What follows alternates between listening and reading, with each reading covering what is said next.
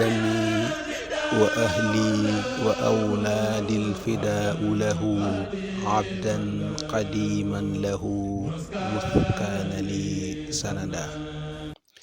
bayit wi mi ngi ci xasida gi Sëriñ Tuuba tënkee laa ilaha illallah muhammadun rasulullah. sëriñ bi da ciy leeral wàccuwaay bi yonent bi sallallahu alayhi wa sallam am ci moom. mu ne ko sama dareet, samay ñoñ, samay doom jote naa la ko yow yonent bi sallallahu alayhi wa sallam. doon rekk jaamu bi yàlla buy liggéeyal yonent bi, loolu nag maa ngi ko def depuis ba ma ko jàppee muy sama kilifa di sama wéeruwaay.